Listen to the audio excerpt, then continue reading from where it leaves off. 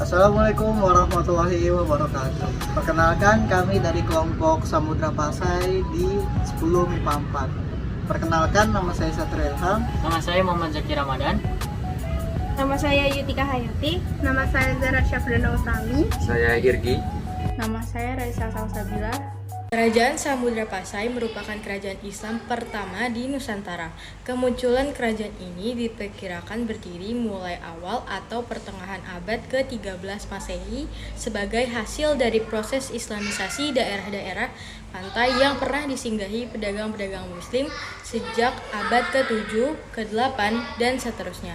Kerajaan ini terletak di pesisir timur Laut Aceh. Kerajaan Samudra Pasai merupakan gabungan dari Kerajaan Pasai dan Tarlak. Raja pertama Samudra Pasai adalah Merasile atau Merasulu. Ia masuk Islam berkat pertemuannya dengan Syekh Ismail, seorang utusan Syarif Mekah yang kemudian memberinya gelar Sultan Malik Al-Saleh.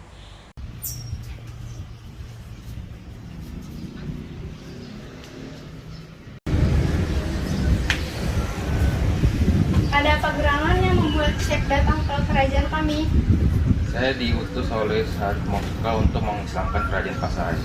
Jika yang mengutus Syarif Makkah, maka mulai saat ini saya akan memeluk agama Islam dan agama Islam akan menjadi agama di kerajaan kami. Terima kasih atas ketersediaannya. Mulai saat ini Anda diberi gelar Sultan Malik Al-Saleh. Setelah itu, mayoritas penduduk Pasai memeluk agama Islam dan kerajaan pun terus berkembang setelah Sultan Malik Al-Saleh wafat digantikan oleh putranya Muhammad Malik Al-Zahir. Pada masanya, Samudra Pasai dikenal sebagai pelabuhan dagang yang maju dan menjalin persekutuan dengan kerajaan Malaka. Dan Raja pertama Malaka, Prameswara, menikah dengan putri Pasai. Menantuku, kau sekarang adalah bagian dari keluarga Kerajaan Pasai. Ya, sekarang aku merupakan bagian dari keluarga Kerajaan Pasai. Dan semoga kedepannya jalur perdagangan di Selat Malaka akan lebih baik lagi ke depannya. Menantuku, semoga kemakmuran ini sampai dengan kepada anak dan cucu kita. Iya, dan rakyat akan hidup tentram selamanya. Rakyat Pasai dan Malaka hidup tentram dan jalur perdagangan pun sangat ramai. Sultan Pasai pun terus berganti hingga pada Sultan Pasai yang ke-12, yaitu Sultan Zain al-Abidin. Ternyata hubungan harmonis antara kerajaan Pasai dan Malaka tidak disenangi oleh pihak Portugis yang telah membangun benteng di Muara Bungo, Jambi. Portugis memandang hubungan dagang dengan perahu layar ini dapat menimbulkan ancaman terhadap kekuasaannya. Itulah sebabnya Portugis melarang hubungan tersebut.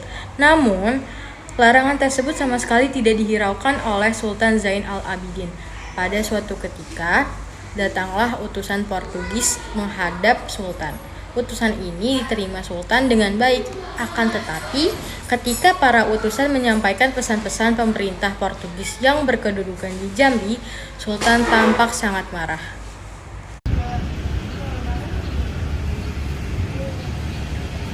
Kami datang sebagai utusan Portugis ingin menyampaikan suatu hal.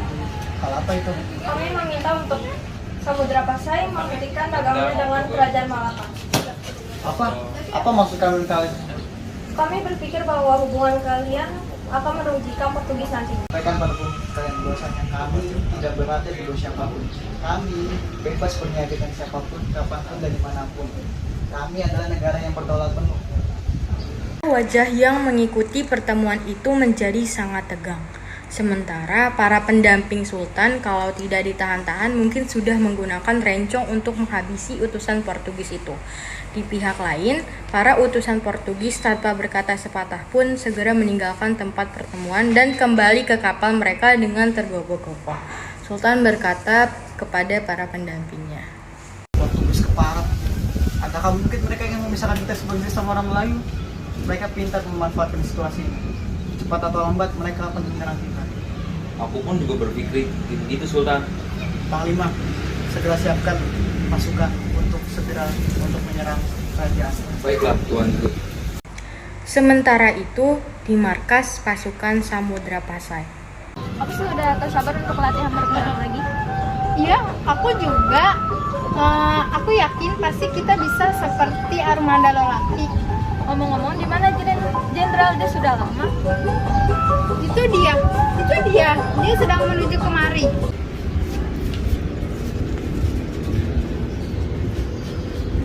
Sedang apa kalian di sini? Mengapa tak mulai latihan? Kami sedang menunggu Panglima sejak tadi. Mengapa menunggu saya? Kenapa nggak dari tadi latihan? Siapkanlah barisan. Siap, Sob.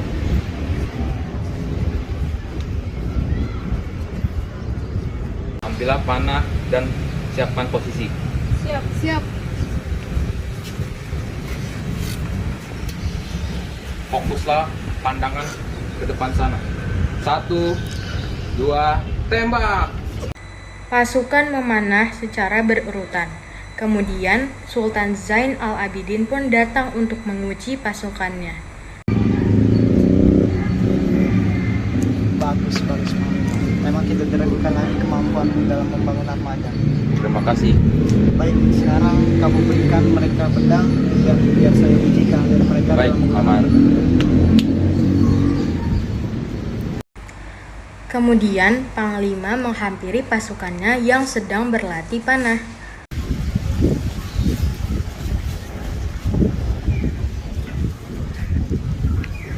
Untuk hari ini latihannya diselesaikan untuk kemudian besok. Siap. Sementara itu, di markas Portugis, sikap Sultan dipandang Portugis sebagai alasan untuk menyerang Samudra Pasai. Portugis segera menyerang dengan mengirimkan pasukan yang sangat besar. Kerajaan Samudra Pasai menolak menghentikan kerjasama dengan kerajaan Malaka. Oh, seperti itu. Iya, Jenderal. Inilah saatnya kita menyerang kerajaan Aceh. Apakah tidak tergesa-gesa Jenderal? Akulah penguasa di sini. Tidak ada satupun orang yang mengalahkan aku. Hahaha. Baik Jenderal. Kolonel, siapkan pasukan. Sekarang kita serang Samudra Pasai. Baik Jenderal. Kemudian terjadilah perang antara kerajaan Samudra Pasai dengan Portugis. Dengan kecerdikannya, Portugis berhasil menundukkan Samudra Pasai.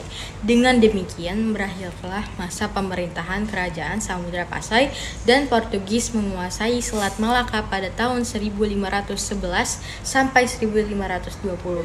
Selanjutnya, kerajaan Samudra Pasai dihisap oleh Kesultanan Aceh yang timbul tahun 1520-an. Warisan peradaban Islam internasionalnya diteruskan dan dikembangkan di Aceh.